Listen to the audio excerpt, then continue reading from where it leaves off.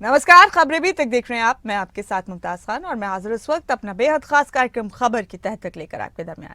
इस कार्यक्रम के जरिए हमारा मकसद है हर रोज अहम खबर की तह तक पहुंचे जो सीधे आम आदमी के सरोकार से जुड़ी होती है। इसमें हमारी मदद करते हैं हमारे ब्यूरो चीफ्स, हमारे तमाम सीनियर साथी। तो चलिए आगाज करेंगे आज अपने खास कार्यक्रम का और सबसे पहले रुख करेंगे हिमाचल प्रदेश का। हिमाचल में प्रियंका गांधी का चुनाव प्रचार होने वाला है।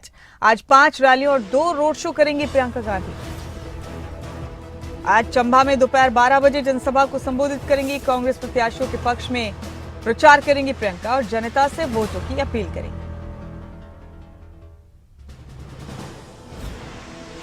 अहम अपडेट आपको हिमाचल की सियासत के हवाले से दे रहे हैं। आज धुआंधार प्रचार प्रियंका गांधी का होने वाला है। हिमाचल प्रदेश में 5 जनसभाओं को संबोधित करेंगी प्रियंका। 2 रोड शो भी करेंगी हिमाचल प्रदेश में। कल राहुल गांधी आए थे हिमाचल के ऊना और नाहन में, जनसभाओं को संबोधित किया था उन्होंने। और आज प्रियंका गांधी धुआंधार प्रचार करने वाली है। आज 12 बजे के करीब चंबा में जनसभा को संबोधित करेंगी प्रियंका। फिर उसके बाद 4 जनसभाएं और हैं उनकी, और इसके अलावा 2 रोड शो भी करेंगी प्रियंका गांधी। इस दौरान जनता से वोट की अपील करेंगी।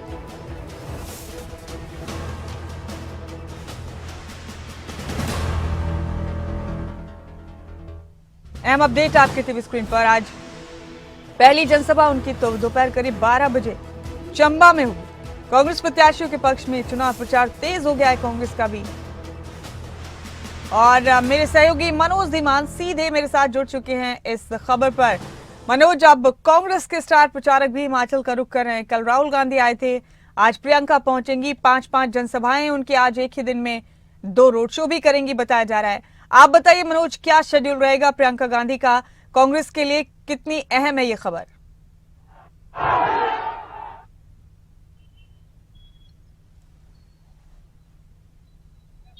बिल्कुल मुमताज, देखिए जिस तरह से भाजपा के स्टार प्रचारक अपनी बड़ी बड़ी चुनावी रैलियां करके निकल गए हैं, तो अब कांग्रेस के भी बड़े स्टार प्रचारक यानी कि राहुल गांधी और प्रियंका गांधी हिमाचल में चुनाव प्रचार करने पहुंचे हैं। पिछले कल राहुल गांधी ने चुनावी प्रचार किया था और आज प्रियंका गांधी जो है वो चंबा और कांगड़ा में बड़ी जनसभाओं को संबोधित करने वाली है। सबसे पहले उनकी जनसभा जो है वो चंबा में होगी। पहले मैं आपको ये तस्वीरें दिखा दूं कि ये चंबा का वही मैदान है, चौगान मैदान, जहां पर बड़े स्तर पर जो है वो एक रैली रखी गई है, यानी कि कांगड़ा चंबा संसदीय क्षेत्र से ये रैली रखी गई है। और कांग्रेस प्रत्याशी आनंद शर्मा के पक्ष में ये रैली है। उनके लिए चुनावी प्रचार करने के लिए प्रियंका गांधी पहुंच रही हैं। सुरक्षा के कड़े पुख्ता इंतजाम किए गए हैं और भारी संख्या में जो है वो लोगों को यहाँ पर एक जुटाने का जो है वो दावा किया गया है कि काफी संख्या में जो है यहाँ पर लोग पहुंचेंगे। तो कहीं ना कहीं जो है अब ये सारी स्थिति जो है चुनावी प्रचार की ये जोर पकड़ती जा रही है और कुछ ही वक्त बचा है चुनावी प्रचार के लिए, जिसके बाद जो है चुनावी प्रचार जो है वो थम भी जाएगा। तो ऐसे में लगातार जो स्टार प्रचारक हैं वो हिमाचल प्रदेश का रुख कर रहे हैं और आज बड़ी जनसभाएं प्रियंका गांधी द्वारा की जाएंगी। सबसे पहले वो चंबा पहुंचेंगी, चंबा में जनसभा करेंगी। उसके बाद कांगड़ा के चंबी मैदान में जो है वो विशाल जनसभा की जाएगी। वहां पर भी आनंद शर्मा के लिए प्रचार किया जाएगा। तो कहीं ना कहीं ये अंदेशा लगाया गया था कि स्टार प्रचारक कब आएंगे कब नहीं आएंगे। तो एक जोरदार जो है वो इनकी रैलियों का जो है वो आगाज हुआ है। राहुल गांधी और प्रियंका गांधी दोनों ही जो है यहाँ पहुंचे हुए थे। आज प्रियंका पहुंचेगी, पिछले कल राहुल गांधी थे। तो अपने प्रत्याशी के लिए इन्होंने चुनावी प्रचार किया है और आज प्रियंका गांधी प्रचार करेंगी। देखिए बिल्कुल मुमताज, आमने सामने है भाजपा और कांग्रेस और कई आरोप प्रत्यारोप भी एक दूसरे पर लग रहे हैं। तो ऐसे में जो है अब किस तरह की स्थिति बनती है, आज की ये रैली साफ कर देगी कि कितनी भीड़ जो है वो कांग्रेस ने जुटाई है चंबा में, और कांगड़ा में जो रैली होगी उसका क्या परिदृश्य होगा ये तो प्रियंका गांधी के पहुंचने के बाद ही पता चल पाएगा। मुमताज, मनोज, क्या लगता है आपको किन मुद्दों को लेकर प्रियंका गांधी हमलावर रहेंगे आज बीजेपी पर और अपने तमाम विरोधियों पर?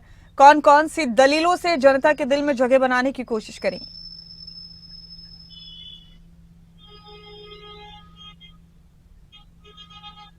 मुमताज, देखिए जिस तरह से हिमाचल प्रदेश में कांग्रेस की सरकार है और कांग्रेस की गारंटियां कुछ पूरी हुई हैं कुछ नहीं हुई हैं, तो गारंटियों को लेकर के भी वो जनता का मन जो है अपनी ओर कर सकती है। दूसरी ओर जो भाजपा के 400 पार का नारा है उस पर भी बयानबाजी हो सकती है, उसको लेकर के भी प्रियंका गांधी कह सकती है। क्योंकि देखिए इंडी गठबंधन भी चल रहा है साथ में, और दूसरी तरफ जो है वो अब कहीं ना कहीं मुकाबले भी कड़े होते जा रहे हैं। अंतिम चरण का चुनाव जो है वो हिमाचल प्रदेश में होना है और 4 सीटें हैं यहाँ से। 4 सीटों पर जीत अपनी दायर करनी है कांग्रेस को। भाजपा कह रही है हम अपनी जीत दायर करेंगे, लेकिन ये तो आने वाला वक्त बताएगा। लेकिन मुद्दे जो है आम जनता के साथ जुड़े हुए मुद्दों को ही लेकर के सामने आना चाहिए और वही मुद्दे लेकर सामने भी आ सकती हैं। और जो ओपीएस बहाली है जो कांग्रेस ने हिमाचल प्रदेश में की है, उस ओपीएस बहाली का भी एक वादा जो है दोबारा किया जा सकता है कि हमारी सरकार सत्ता में आएगी तो ओपीएस दी जाएगी। ये बात बहुत बड़ी बात है कि इस बात को लेकर के भी आज चंबा में रैली को संबोधित करते हुए प्रियंका इस बात को कह सकती हैं कि हिमाचल की जनता को अगर ओपीएस दी है तो कांग्रेस सरकार ने दी है। तो जो गारंटियां हैं, गारंटियों के नाम पर भी खेल हो सकता है, गारंटियां भी खेली जा सकती है मन से। और देखना तो ये होगा मुमताज कि जब वो पहुंचती है तो किस तरह का भाषण और किस तरह के आरोप जो है वो विपक्ष पर लगाती है। जी, बहुत शुक्रिया आपका मनोज, इस खबर की तह तक पहुंचने के लिए आपका बहुत शुक्रिया। हिमाचल से ही अगली खबर का रुख करेंगे। हिमाचल में बीजेपी ने भी प्रचार में अपनी पूरी ताकत झोंक रखी है। बीजेपी प्रत्याशी अनुराग ठाकुर का चुनाव प्रचार भी तेज है। हमीरपुर मंडल के बाहलड़ी और समराला में प्रचार करेंगे अनुराग ठाकुर।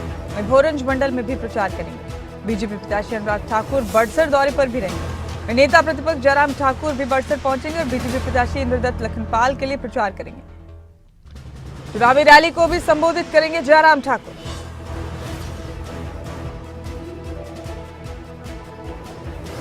प्रदीप ठाकुर जुड़ चुके हैं मेरे साथ इस खबर पर।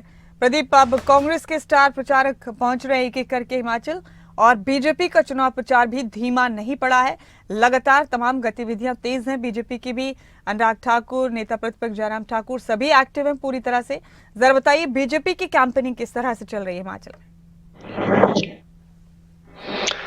बिल्कुल, देखिए अब चुनाव प्रचार के लिए केवल 4 दिन शेष बचे हुए हैं। 30 मई शाम 5 बजे तक चुनाव प्रचार हो सकेगा और उसके बाद डोर टू डोर कैंपेनिंग होगी। साइलेंस जोन जो है उस दौरान रहेगा अगला 31 मई अगर हम बात करें तो। ऐसे में अब क्योंकि प्रचार का जो दौर है अंतिम चरण में है तो पूरी ताकत झोंक दी गई है प्रत्याशियों की तरफ से भी, बड़े नेताओं की तरफ से भी, चाहे वो कांग्रेस की बात करें, बीजेपी की बात करें या फिर निर्दलीय प्रत्याशी उतरे हैं, ताकत लगा दी गई है। और जनसभाएं, छोटी छोटी नुक्कड़ सभाएं हर जगह की जा रही है।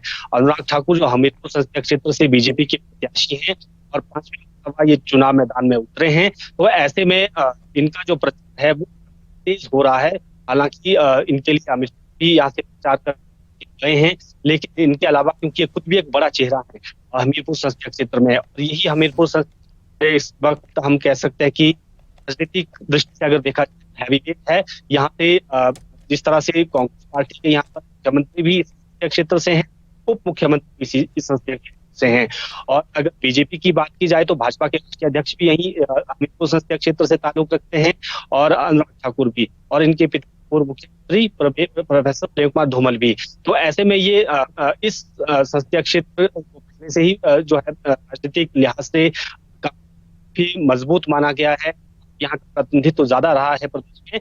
ऐसे में अनुराग के पास जो है कड़ी है इस वक्त कि सरकार के साथ सीधा जूझना है यहाँ पर, और सरकार भी अपने प्रत्याशी रायजादा को जिताने में जुटी हुई है। तो अनुराग ठाकुर लगातार छोटी छोटी जनसभाएं, नुक्कड़ सभाएं कर रहे हैं। आज भी उनके हमीरपुर मंडल में कार्यक्रम है, चंडूता मंडल में कार्यक्रम है, भोरंज भी जाएंगे और बड़सर में नेता प्रतिपक्ष जयराम ठाकुर भी आ रहे हैं, तो जनसभा में मौजूद रहेंगे। और ये भी जानकारी है कि जो बड़सर में जिस तरह से इंद्रदत्त लखनपाल जी की बीजेपी की प्रत्याशी हैं इस वक्त उपचुनाव में, उनके लिए भी समर्थन की अपील की जाएगी और उसके साथ साथ संसदीय क्षेत्र से ठाकुर के लिए भी वोट की अपील की जाएगी। तो तमाम बड़े नेता, चाहे अनुराग ठाकुर की बात की जाए, नेता प्रतिपक्ष जयराम ठाकुर की बात करें या फिर भाजपा प्रदेशाध्यक्ष डॉक्टर राजीव बिंदल की बात करें, ये लगातार चुनाव प्रचार कर रहे हैं। और प्रदीप, वैसे तो बीजेपी के तमाम दिग्गज पहुंच चुके हैं एक एक करके। हिमाचल प्रदेश प्रधानमंत्री भी आए, अमित शाह भी आए, राजनाथ सिंह, जेपी नड्डा, सभी ने हिमाचल में रैलियां की, जनसभाएं की।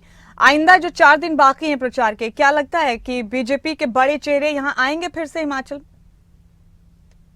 देखिए, जो जानकारी है उसमें भाजपा के राष्ट्रीय अध्यक्ष जेपी नड्डा आने वाले दिनों में यहाँ रैली कर सकते हैं। इस तरह का शेड्यूल बना हुआ है। कुछ इलाकों में उन्होंने रैली करने के लिए जाना है। इनके अलावा जो विदेश मंत्री एस जयशंकर कल शिमला पहुंच रहे हैं। शिमला में जो है यहाँ पर एक कार्यक्रम को हिस्सा लेंगे ड्रॉप में ही, और इसके साथ मीडिया के जो लोग हैं उनके साथ भी इंटरेक्शन करेंगे। हालांकि प्रेस कॉन्फ्रेंस नहीं है क्योंकि एक परिचर्चा उनके साथ की जानी है। तो इस तरह का शेड्यूल बना हुआ है। और बाकी भी अभी तक जिस तरह से उम्मीद की जा रही थी कि योगी आदित्यनाथ भी यहाँ पर आ सकते हैं चुनाव प्रचार के लिए, लेकिन उनका फिलहाल कोई शेड्यूल नहीं बना हुआ है। और बाकी भी जो नेता हैं, नितिन गडकरी हैं, उनका शेड्यूल नहीं बना। हिमाचल में प्रचार करके या मोदी केंद्रीय गृह मंत्री अमित शाह गए हुए हैं, और बाकी जो प्रदेश की लीडरशिप है उसने संभाला हुआ है। और जेपी जो राष्ट्रीय अध्यक्ष है, क्योंकि वो हिमाचल से ही ताल्लुक रखते हैं, तो उन्होंने भी रैलियां की है। अभी कुछ और रैलियां भी उनको होनी है। जी प्रदीप, तो प्रचार तेज है तमाम दिग्गजों का हिमाचल प्रदेश में, और इस बीच ना कांग्रेस ना बीजेपी कोई कसर नहीं छोड़ी जा रही। प्रियंका भी उपचुनाव की सीट्स पर भी पहुंचेंगी प्रदीप? अभी को देखिए, जो प्रियंका गांधी का शेड्यूल है उसमें 4 उपचुनाव वाली सीटों पर प्रचार जाना है, उसमें रोड शो भी होने हैं। उसमें लहर गगरेट है, अगले कहाँ जाना है, और इसके बाद बरसाती जाने का कार्यक्रम है। कुल मिलाकर 4 जो जानकारियां हैं, और रोड शो भी इनके साथ साथ उन्होंने करने हैं।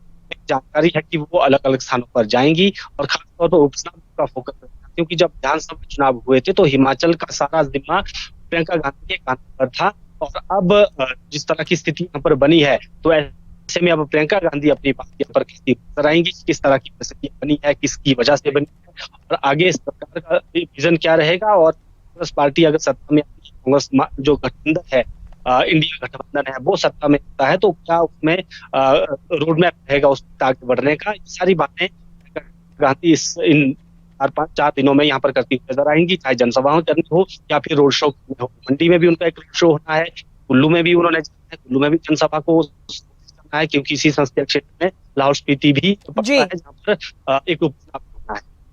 शुक्रिया आपका प्रदीप, इन खबरों की तह तक पहुंचने के लिए आपका बहुत बहुत शुक्रिया। और अब आपको बता दें कि हरियाणा में भीषण गर्मी का कहर जारी है। हीट वेव को लेकर हरियाणा में 29 मई तक रेड अलर्ट और ऑरेंज अलर्ट रहेगा। हरियाणा के 16 जिलों में रेड अलर्ट जारी किया गया है और 6 जिलों के लिए ऑरेंज अलर्ट जारी किया गया है। पिछले कई सालों का रिकॉर्ड टूट गया है गर्मी से। सिरसा में 48 डिग्री के पार हो गया है पारा। अहम अपडेट आपके टीवी स्क्रीन पर आपको दे रहे हैं। हरियाणा में गर्मी के हवाले से पिछले कई सालों का रिकॉर्ड टूटा है। हरियाणा में भीषण गर्मी का कहर यहां लगातार जारी है। आपको बता दें कि सिरसा में 48 डिग्री के पार हो गया है पारा। और मेरे साथ इस खबर पर हमारे स्टेट हेड जितेंद्र चौधरी जुड़ चुके हैं। जितेंद्र, गर्मी का कहर जारी है, चुनावी माहौल है, और ऐसे में गर्मी ने लोगों को परेशान किया हुआ है। गर्मी की शिद्दत का अंदाजा इससे लगा सकते हैं कि सिरसा में 48 डिग्री के पार हो गया पारा। और बताया जा रहा है जितेंद्र कि पिछले कई सालों का रिकॉर्ड गर्मी ने अभी तोड़ दिया है।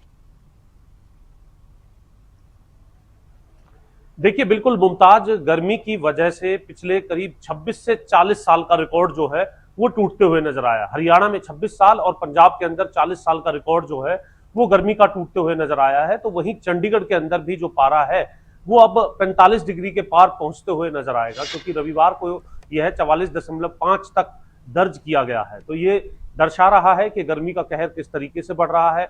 सिरसा में जहां 48.4 पारा जो है रविवार को दर्ज किया गया है गर्मी का, इससे अंदाजा लगाया जा सकता है कि किस तरीके की गर्मी जो है और हीट वेव जो है वो लोगों को अब परेशान करने का काम कर रही है। और ये गर्मी जिस तरीके की हीट वेव है, ये अपने आप में अगर हम बात करें तो और भी अधिक परेशान करने वाली है आने वाले दिनों के अंदर, क्योंकि 29 मई तक अगर हम बात करें तो हरियाणा के 16 जिलों के अंदर हीट वेव को लेकर के रेड अलर्ट जारी किया गया है, तो 6 जिलों के अंदर ऑरेंज अलर्ट इसको लेकर के जारी किया गया है। 1998 में अगर हम बात करें तो पारा 48.8 दर्ज किया गया था, और अब उसके बाद 48.4 का जो पारा है करीब 26 साल बाद देखने के लिए मिला है। इसी तरीके से हालात पंजाब के अंदर है, जहां कई दशकों पहले जो पारा दर्ज किया गया था वो स्थिति रविवार को देखने के लिए मिली है। चंडीगढ़ के अंदर भी पारा जो है इसी तरीके से देखने के लिए मिला, यानी उत्तर भारत के अंदर। और ना सिर्फ ये हालत, क्योंकि इस खबर को देखने के बाद गर्मियों की छुट्टियां बच्चों की हो चुकी हैं, तो ऐसी स्थिति में कुछ अभिभावक ये सोच रहे होंगे कि पहाड़ों की तरफ जाएंगे तो कुछ राहत उन्हें जरूर मिलते हुए नजर आएगी, लेकिन ये खबर उन्हें और भी ज्यादा अब गर्मी के साथ साथ परेशान करने वाली है, क्योंकि पहाड़ों के अंदर भी राहत नहीं है। हिमाचल के अंदर भी पिछले कई सालों का रिकॉर्ड टूटते हुए नजर आया है।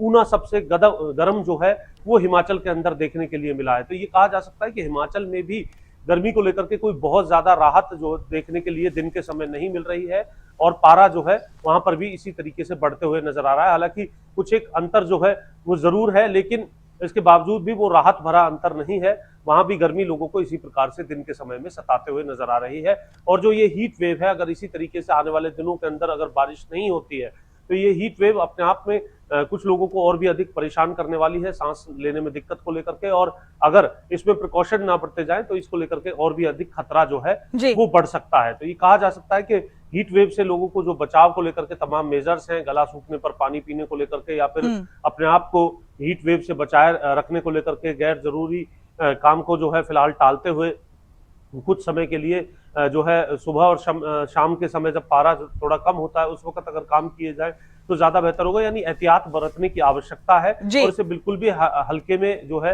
वो लोगों की तरफ से ना लिया जाए तो क्यों बेहतर होगा, क्योंकि मोबाइल फोन में जो पारा हम देख रहे होते हैं वो केवल टेम्परेचर को बताता है, लेकिन ह्यूमिडिटी भी आजकल जो है वो ज्यादा बढ़ चुकी है। और ऐसी स्थिति में जब ह्यूमिडिटी पारे के साथ अधिक होती है तो वो और भी ज्यादा परेशान करने वाली होती है। इसलिए लोगों के लिए जरूरी है कि इसमें प्रिकॉशन बरते और जो आने वाले जो अलर्ट्स हैं उनका यहाँ पर जरूर ध्यान में रखा जाए और उसी हिसाब से अपने बाहर निकलने का या फिर यात्रा करने का जो प्लान है वो किया जाए तो ज्यादा बेहतर होगा, क्योंकि ये हीट वेव अभी आने वाले दिनों के अंदर इसी प्रकार से और भी अधिक परेशान करने वाली है। जी जितेंद्र, उम्मीद है हमें कि आपके दिए हुए मशवरे गर्मी से बचने के लिए एहतियात के तौर पर हमारे दर्शकों को जरूर काम आएंगे। जान सकते हैं जितेंद्र, मौसम विभाग ने अलर्ट किस किस तरह से जारी किया है गर्मी और हीट वेव को लेकर? कौन से जिलों में कौन सा अलर्ट जारी किया गया है? देखिए 16 जिले हैं जिनमें रेड अलर्ट जारी किया गया है, जिसके अंदर फरीदाबाद, गुरुग्राम, सिरसा, हिसार, जींद जैसे और इसके आसपास लगते जो इलाके हैं, भिवानी का, रेवाड़ी का जो इलाका है, ये वो जिले हैं जिनके अंदर जो है रेड अलर्ट जारी किया गया है और जहां कुछ राहत थोड़ी बहुत रहेगी। हालांकि ऑरेंज अलर्ट भले ही उसको नाम दिया गया है लेकिन गर्मी से राहत जो है इसको लेकर के नहीं मिलने वाली है। लेकिन जहां रेड अलर्ट है वो अपने आप में रेड अलर्ट इस बात को दर्शाता है कि वहां पूरे तौर पर जो एहतियात है वो बरतना आवश्यक है, नहीं तो उसकी वजह से होने वाली जो हानि है उसका शिकार होना पड़ सकता है, इसलिए इसको रेड अलर्ट दिया जाता है। तो ये कहा जा सकता है कि जो हीट वेव है 29 मई तक इसी तरीके से लगातार बढ़ने वाली है, यानी कि पारा भी बढ़ा रहेगा और गर्म लू के जो थपेड़े हैं वो लोगों को और अधिक परेशान करने वाले रहने वाले हैं और बीमार भी कर सकते हैं अगर किसी प्रकार का एहतियात ऐसी स्थिति में नहीं बरता गया। इसलिए जरूरी है, क्योंकि अभी जो जानकारी मिल रही है, अगर हम बात करें मुमताज पंचकुला के अंदर भी, क्योंकि ऐसी स्थिति में पानी की कमी भी हो जाती है, तो पंचकुला में भी अगर हम बात करते हैं तो करीब 140 लोग जो है वो डायरिया के शिकार हो गए हैं, जो खराब पानी था उसकी वजह से। तो ये कहा जा सकता है कि ऐसी स्थिति में पानी की भी कमी जो है वो देखने के लिए मिलती है, तो पानी को भी बचा करके रखना आवश्यक है और स्वच्छ पानी पीना भी आवश्यक है। समय समय पर कुछ समय अंतराल के बाद पानी को पीना आवश्यक है। आपको हमने उदाहरण भी बताया कि किस तरीके से पानी की जो लापरवाही है या कमी की वजह से पंचकुला के अंदर कल ही की ये बात है जहां 140 जो लोग हैं वो डायरिया के शिकार हो गए हैं खराब पानी की वजह से। तो ऐसी स्थिति में जहां हीट वेव का ध्यान रखना है तो दूसरी तरफ ये भी एहतियात रखना है कि पर्याप्त पानी रहे, पीने के लिए स्वच्छ पानी रहे। इस बात का भी लोगों को ध्यान रखना आवश्यक है, क्योंकि गर्मी की वजह से कई क्षेत्रों के अंदर बिजली और पानी को लेकर के भी दिक्कतें देखने के लिए मिलती है। जितेंद्र, आपकी रिपोर्ट देखकर राहत इंदौरी साहब की 2 लाइनें मुझे याद आ रही हैं। शहर क्या देखे कि हर मंजर में जाले पड़ गए, गर्मी ऐसी है कि काले फूल पीले पड़ गए। बहुत शुक्रिया आपका जितेंद्र, इस खबर पर तमाम अपडेट देने के लिए बहुत बहुत शुक्रिया। तो उत्तर भारत में अभी गर्मी का सितम जारी रहने वाला है। बता दें आपको कि भारतीय मौसम विभाग ने पूर्वानुमान लगाया कि अगले कुछ दिनों तक राजस्थान, दिल्ली, हरियाणा, पंजाब और उत्तर प्रदेश समेत देश के उत्तरी भागों में भीषण गर्मी जारी रहने की संभावना है। भीषण चक्रवाती तूफान रेमल के आने के बाद पश्चिम बंगाल के कई हिस्सों और बांग्लादेश के तटों पर भारी बारिश और तेज हवाएं जारी हैं। ज्यादा गर्मी के कारण राजस्थान और हरियाणा के लिए रेड अलर्ट जारी किया गया है, जबकि पंजाब में अगले 2 दिनों के लिए ऑरेंज अलर्ट जारी किया गया, जिसके बाद रेड अलर्ट जारी किया जाएगा। तो भीषण गर्मी का कहर जारी है और अगले कुछ दिनों तक कई राज्यों में जबरदस्त गर्मी रहने वाली है।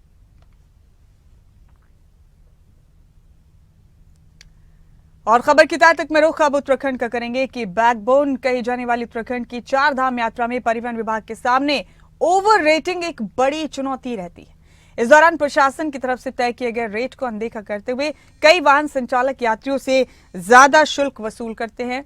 आपको बता दें कि इस पूरे मामले को लेकर आरटीओ प्रवर्तन शैलेश तिवारी ने 4 धाम में आ रहे यात्रियों से अपील करते हुए कहा कि अगर किसी के साथ ओवर रेटिंग होती है तो उसकी शिकायत जारी किए गए नंबरों पर जरूर दर्ज करवाएं। मेरे सहयोगी नासिर हुसैन मेरे साथ जुड़ गए इस खबर पर। नासिर, उत्तराखंड की चारधाम यात्रा जो राज्य की रीढ़ की हड्डी कही जाती है, बहुत अहम ये यात्रा होती है और उत्तराखंड को पूरे देश में अलग बनाकर इस यात्रा ने रखा है। अब ऐसे में चुनौतियां तरह तरह की सामने आती हैं सरकार और प्रशासन के सामने। इससे निपटने के लिए पहले से भरपूर तैयारियां की जाती हैं, लेकिन कुछ ना कुछ ऐसा सामने आता है जो मुसीबत बनता है प्रशासन और सरकार के लिए। अब वाहन चालकों की ओवर रेटिंग परेशानी बन गई है चारधाम यात्रा के दौरान। नासिर, क्या है पूरा मामला? इसे लेकर आरटीओ ने क्या फैसला किया है, तफसील से जरा बताइए। देखिए, 10 मई से शुरू हुई चारधाम यात्रा और इस चारधाम यात्रा में यात्रियों के सामने जरूर आई है। बहुत ज्यादा है और इस भीड़ का फायदा उठाने के लिए जहाँ एक तरफ जो फर्जी रजिस्ट्रेशन का कामकाज तमाम लोग कर रहे थे, उन लोगों के खिलाफ तो इसमें कार्रवाई की है। वहीं दूसरी तरफ अब ओवर रेटिंग की शिकायत मिल रही है, यानी चारधाम यात्रा मार्गों पर दो तरह की ओवर रेटिंग हो रही है। एक तरफ तो जो दुकानदार हैं वो ओवर रेटिंग कर रहे हैं, यानी जो सामान की कीमत 50 रुपए है उसको 70 रुपए 80 रुपए तक बेच रहे हैं। वहीं दूसरी तरफ सबसे बड़ी जो ओवर रेटिंग की शिकायत मिल रही है वो मिल रही है उन जो ट्रैवल संचालक हैं उनकी तरफ से, क्योंकि जो ट्रैवल संचालक हैं, जो टैक्सी संचालक हैं, वो कहीं कहीं गुना पैसा मांग रहे हैं, क्योंकि उनको भी लग रहा है कि शायद यात्री आ रहे हैं, भारी भीड़ है और इस बार पैसा कमाने का मौका उनके हाथ आया है। तो इस वजह से वो जिस गाड़ी की कीमत यानी हरिद्वार से या ऋषिकेश से चारधाम यात्रा मार्गों तक 10,000 15,000 रुपए तक है, उनकी कीमत 20,000 25,000 तक वसूली जा रही है। और हालांकि इस तरह की शिकायत इसलिए भी पता नहीं चल पाती है क्योंकि जो ट्रैवल जो अधिकारी जो यात्री आते हैं वो आकर के उनको जल्द से जल्द यात्रा करना होता है और इस वजह से वो जो भी कीमत टैक्सी संचालक मांगते हैं वो उनको पे कर देते हैं। इसकी शिकायत वो नहीं करते हैं। इसलिए परिवहन विभाग के अधिकारियों ने साफ तौर पर कहा है कि अगर इस तरह की कोई शिकायत आती है तो उसके खिलाफ सख्त कार्रवाई की जाएगी। इसलिए जो यात्री हैं अगर उनसे कोई पैसा ज्यादा मांगता है तो उनको शिकायत करनी चाहिए, चाहे वो सरकार का पोर्टल हो उसके माध्यम से शिकायत करें, 112 के नंबर के माध्यम से शिकायत करें, या परिवहन के अधिकारी अगर जो ड्यूटी पर मौजूद है उन्हें भी शिकायत कर सकते हैं। तो कुल मिलाकर ओवर रेटिंग की शिकायत आ रही है। हालांकि अधिकारी ने कहा है कि इस तरह के मामलों में सख्त कार्रवाई की जाएगी, लेकिन इससे पहले उन्होंने जो यात्री है उनसे अपील भी की है कि वो शिकायत जरूर करें ताकि ऐसे लोगों के खिलाफ कार्रवाई की जा सके। तो क्या ये समस्या बड़ी हो चुकी है यहाँ पर नासिर, क्योंकि आरटीओ को संज्ञान लेना पड़ा है, प्रशासन को इस पूरे मामले को संजीदगी से लेना पड़ा है, और क्या ये फरमान जारी होने के बाद कुछ शिकायतें आई हैं महकमे के पास? तो शिकायतें आ जरूर रही हैं, लेकिन आज शिकायतें गुपचुप तरीके से जरूर आ रही हैं। उसमें कोई खुलकर के सामने आना नहीं चाहता, इस वजह से ये अपनी जो मनमानी है टैक्सी चालक वो कर रहे हैं। हालांकि लगातार जो विभाग के अधिकारी हैं वो चेकिंग करते रहते हैं और जगह जगह पर देखते रहते हैं कि कहाँ पर इस तरह की ओवर रेटिंग तो नहीं हो रही है। यात्रियों से भी कहा जा रहा है, फिर भी जो ट्रिप कार्ड और ग्रीन कार्ड बनाए जा रहे हैं उसके माध्यम से भी जब ये ट्रिप कार्ड और ग्रीन कार्ड बनाए जा रहे हैं उस वक्त भी तमाम कागजात चेक किए जा रहे हैं और जो टैक्सी संचालक हैं और या जो ट्रैवल संचालक है उनको खास तौर पर कहा जा रहा है कि वो ओवर रेटिंग ना करें, क्योंकि उत्तराखंड में सरकार चाहती है कि एक शांतिपूर्ण ढंग से और अच्छे तरीके से यात्रा सफल हो, क्योंकि लोग आ रहे हैं तो जाहिर तौर पर वो मेहमान हैं उत्तराखंड के। ऐसे में अगर उनके साथ ओवर रेटिंग होगी तो कहीं ना कहीं ये गलत होगा और इसीलिए तमाम टैक्सी चालक ट्रैवल संचालकों के साथ बैठक करके ये बात कही गई थी और अब लगातार टैक्सी चालकों को निर्देश दिए जा रहे हैं कि वो ओवर रेटिंग ना करें। अगर शिकायत आती है तो उनके खिलाफ सख्त कार्रवाई की जाएगी। बहुत शुक्रिया नासिर आपका इस खबर की तह तक पहुंचने के लिए, बहुत बहुत शुक्रिया। और इसी के साथ हमारे आज के खास कार्यक्रम खबर की तह तक में फिलहाल मेरे साथ इतना ही। मुझे दें इजाजत, बाकी हम खबरों के लिए आप बने रहें खबरें अभी तक के साथ। नमस्कार।